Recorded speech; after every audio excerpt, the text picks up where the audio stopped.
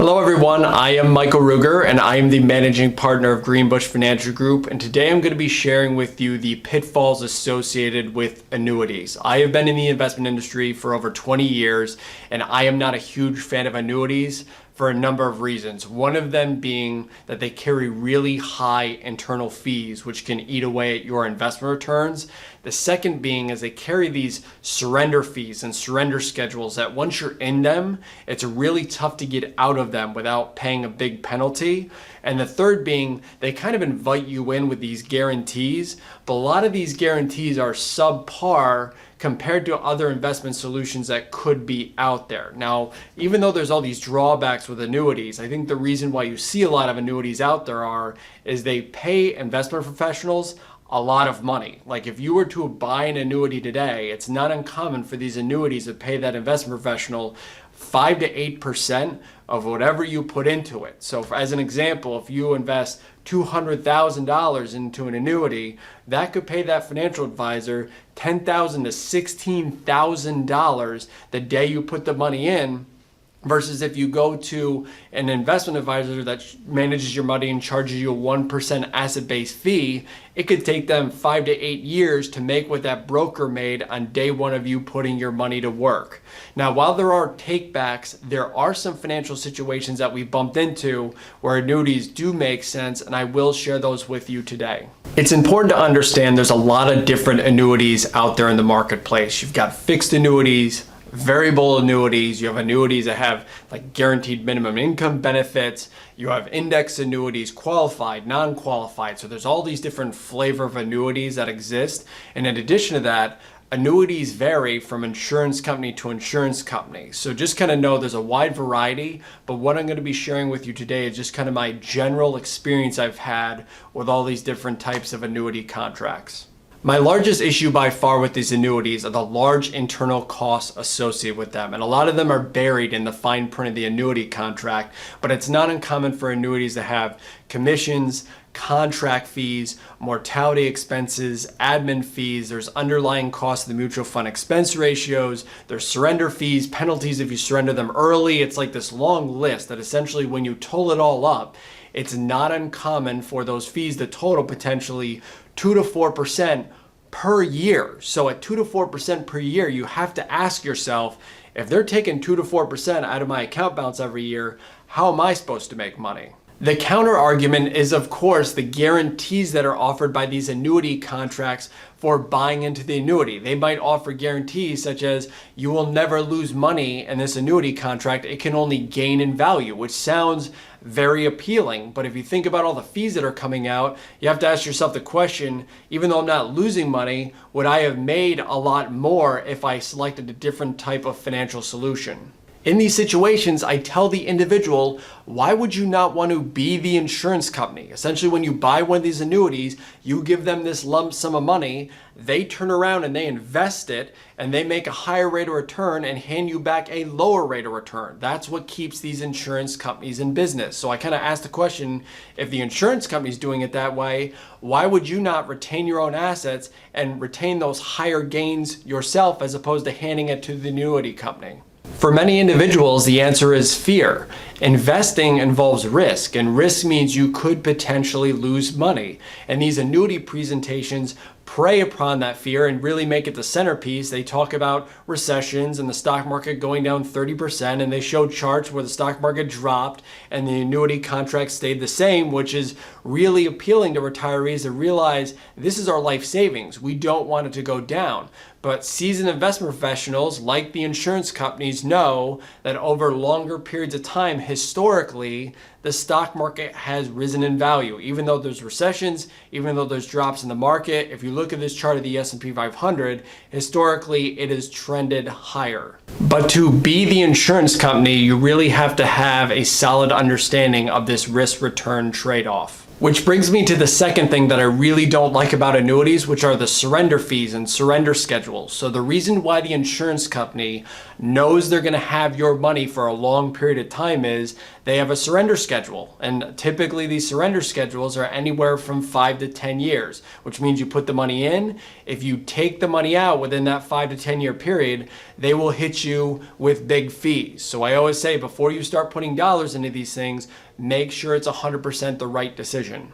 One of the situations that I sometimes come across that baffles me is people that invest their IRAs in an annuity, because an annuity by itself is a tax-deferred vehicle, meaning you're paying the insurance company money for this insurance product, and if I put money into it, it accumulates tax-deferred, and then when I pull it out, that's when I pay tax on it.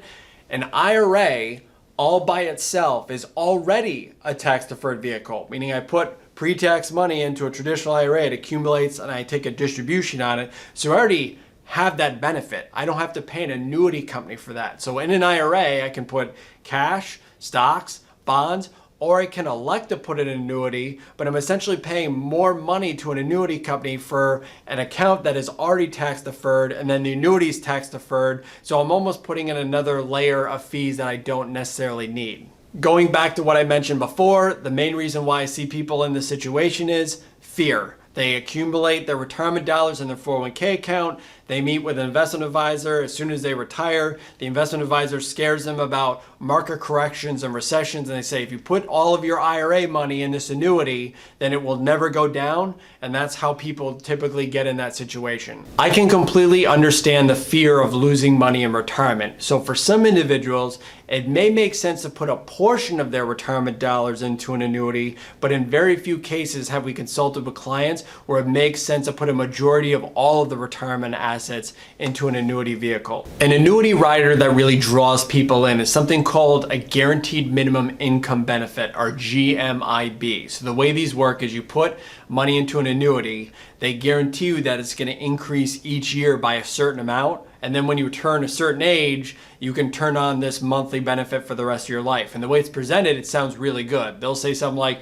hey, this thing's going to increase by 7% per year. And age 65, we're going to turn that into a monthly income stream for the rest of your life. But it's important to understand that that 7% increase per year, whatever the guaranteed increase is per year, only has meaning if you annuitize the contract with that insurance company. Meaning, if you get all the way to age 65 and you decide you want to do something else, you're not getting that 7% increase per year, that balance you see in your annuity statement.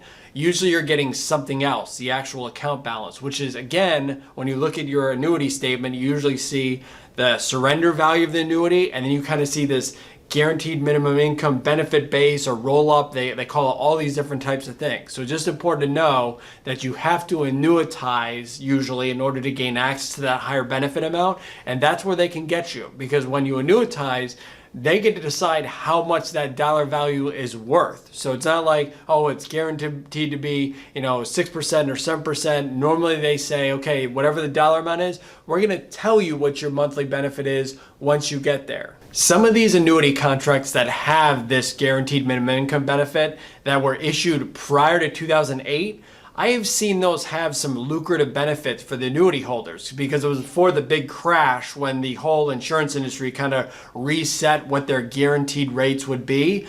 But then the annuity contracts after 2008, 2009, those GMIB benefits have not been as beneficial as they were prior to the housing market crash. All right, so I've given you this long list of the reasons why I'm not a huge fan of annuities, but there are a few situations we've run into where annuities do make sense. So the first one on that list is if you don't trust yourself with your retirement dollars and you think you might spend through them faster, because for a lot of individuals, when they retire, it's the first time they have access to their big 401ks, 403bs, all these retirement accounts. And if you have a few $100,000, and that might tempt you to do bigger vacations, renovate the house, kind of overspend because you see this big dollar amount sitting there. The issue is once that money's gone, it's gone. You're retired. There's no more money coming in. So if you're kind of in that situation where I don't know if I'm going to really have this money to last me my entire lifetime, that's when an annuity could make sense, because you're essentially taking your lump sum,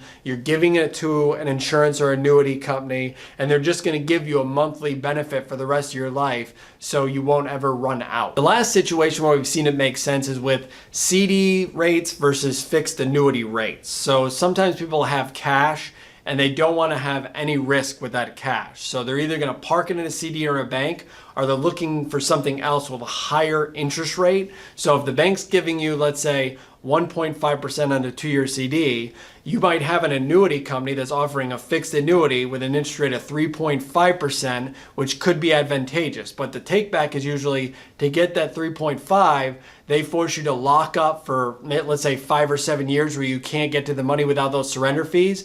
But if you knew you weren't going to have to touch the money anyways, it may make sense to do that to get that higher interest rate over the course of that number of years. Selecting the right investment vehicle for your accounts is a very important decision, which is usually why I recommend when people are interviewing different firms to manage their assets or for investment solutions, it usually makes sense to talk to a few different firms because you may get a few different recommendations. Then you can compare them and decide what's the most appropriate one for you. But for any office you walk into and the only solution that they offer is an annuity, I always say be very, very cautious. I hope this was helpful. If you have any questions, please feel free to reach out to me at moneysmartboard.com. Thank you.